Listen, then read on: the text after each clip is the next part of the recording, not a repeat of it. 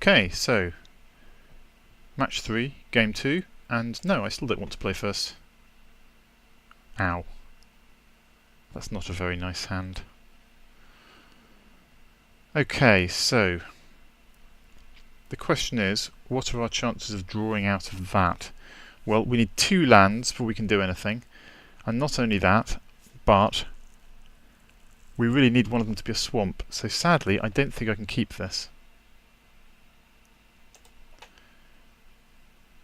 Oh, dearie me. Well, this isn't much better, but on the other hand, we're now at 6, so I think we just have to keep and hope that we draw good things off the top. This is quite nasty, actually.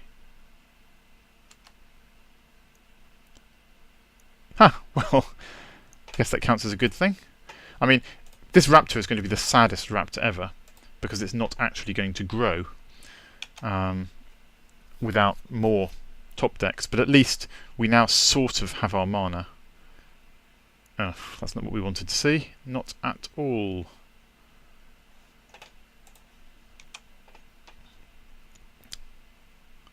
So, I mean, we're going to lose a bunch of life here while our opponent develops his board and we hope to draw things. Can't be helped. But really the problem here is just that our deck's mana and early game are not good enough. We're vulnerable.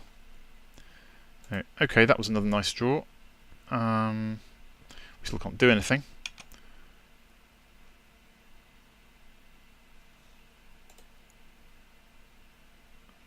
Oh yeah, an important rules thing here. If we cast Last Thoughts on our raptor and then hit with it, the fact that it deals 0 means we don't actually get to draw another card.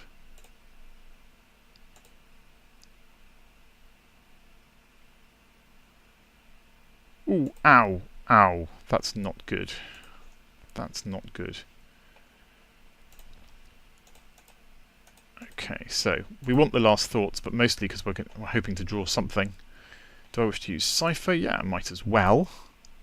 Right, no reason not to.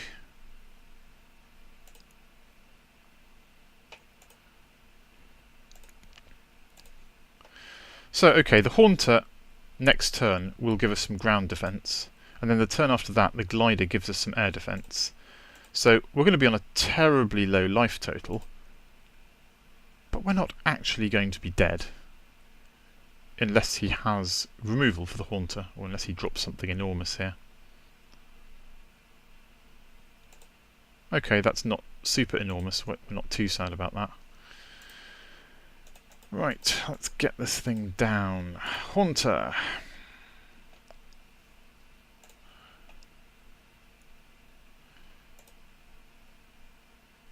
So hopefully he can only attack here with the Griffin and can't remove the Haunter. That's what we have to rely on. I think if something happens to the Haunter at this point, we're just dead. It really is that simple.